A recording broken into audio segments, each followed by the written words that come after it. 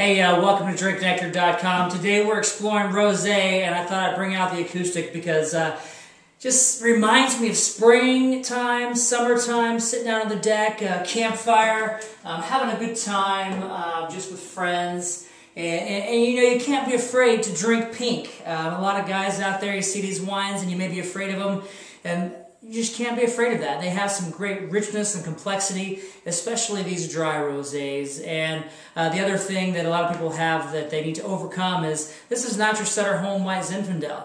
That may be the gateway wine that you experience, that sweet white Zin or the sweet white wines that are out there, those pink wines. But these are some real wine, hefty, a lot of flavor and complexity.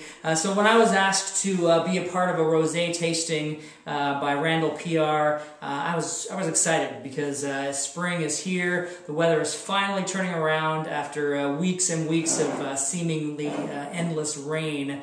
We got to experience some beautiful sunshine weather over the weekend. So I've got my Hawaiian shirt out, put the guitar away, and we're ready to taste through 4 of these. The first one we have is a Skylight Cellars Rosé, 100% Sangiovese from Stone Ridge Vineyard.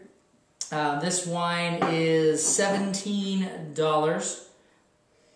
You see the color on all of these are going to be very light, and you know, strawberry comes to mind. You know, some rhubarb strawberry pie. You have some beautiful pinkish tones, salmon colors across a lot of these. They're all dry, like I mentioned, so either very little residual sugar or no residual sugar at all. Let's give this one a sniff.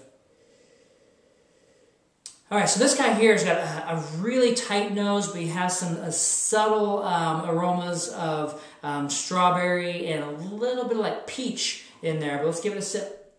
That's a beautiful wine with a lot of structure and acidity on the back end. I mean, I'm a strawberry fanatic. I'll eat a whole box, a 5-pound box, if anybody lets me. So this one here has got some subtle strawberry to it, and it actually rounds out really nicely on the finish. It's still lingering there. You have some, you know, hints like some tropical flowers. It almost feels like that washes across the back of your mouth. The next wine we're going to review is the 2009 Rosé from Bernard Griffin, a Sangiovese Rosé as well. Right out of the glass, you can tell this one has a lot more of that kind of a jewel-toned color to it rather than a soft pinkish hue like the last one. A little even more translucent than the last one as well. So on this wine, what I'm getting is you know, more of the same, some strawberry flavors or strawberry aromas in there, but it's a lot more restrained, and then a hint of like white pepper, like so some of that spice maybe coming through on the Sangiovese grape that you'd have. But let's give it a sip. Some hints of orange coming through, like the orange rind in there, a little sharp crispness that you'd get from an orange rind, and then also that smooth melon, almost like a strawberry melon component in there if you had like the two combined from a fruit salad. So, you know, great value, $12, phenomenal, really to pick up, drink, hot summer day, something you can't go wrong with on this one. These last 2 wines that are reviewed, I'm including a link to the segment from Paul Gregutt's tasting with my good friend Sean Sullivan of Washington Wine Report. Both of these were reviewed in that segment, and so I thought I'd throw that up for you to review. So make sure you watch that. This wine here is from WARose Winery, winemaker Jamie Brown. This is a 2009, $18. The unique thing about this one is that it is 2/3 Syrah, 1/3 Viognier, co-fermented. So I think that's really unique. Not blended, so meaning that they crush the grapes, put them in the stainless steel containers to co-ferment. And you'll notice right off the bat, way different in color. Very orangey, orange blossom, salmon color in there. It's really intriguing, very beautiful to look at. So let's give it a sniff.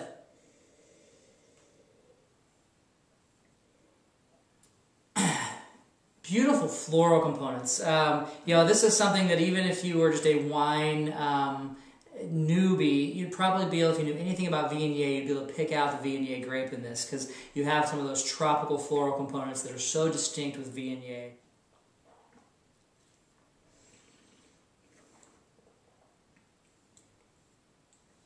So if I had my eyes closed on this wine, it was a blind tasting, I would mistake this wine almost. There's this small, subtle roundness of red fruit that comes through in the end, but I might even mistake this for a white wine. Even a Viognier that's been in oak or something like that to maybe give some of the roundness in there. So I hope that doesn't discredit me in any way, but it very much tastes like a Viognier with a splash of Syrah rather than being 2/3 Syrah in there. So I love it. It's got a lot of character and dimension to it that makes it really intriguing for $18 in there. The last wine is from the folks at Dusted Valley in Walla Walla. This is their Ramblin' Rosé. Columbia Valley is what the designation here is on this wine, 2009. It's mostly, or 50% Mourvèdre, 29% Consois. My French is not that great. 16% Syrah and a splash of Viognier at 2%. Seems like a little darker than the last wine, so still has some of those orange components, orange-tinged hues in there. But, wow, the nose in this one jumps right out of the glass, more so than any of the others seemed like. So let's give it a sniff.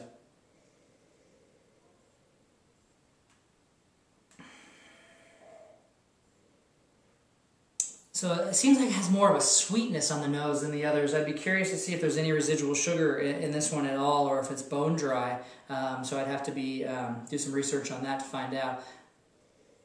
So yeah, like a sweet strawberry in there, as well as, so it's not that tart smell that you sometimes get on some of the other ones. But let's give it a sip. Okay, so this one also comes across as having kind of a rounded mouthfeel. The last one seemed to be crisp and acidic. This one seems to be less on the acidity on the back end and more of those rounded fruits in there. That sweetness that I smelled on the palate wasn't overwhelming the sweetness I smelled on the nose wasn't overwhelming on the palate, so I'm sure it is close to being bone dry. And this one is $18. Has some complexity to it. Overall, this whole entire rosé pairing, if I wasn't already convinced, hopefully if it convinces you that real men drink rosé, real men drink pink. And if you wanted some advice, girls love these wines.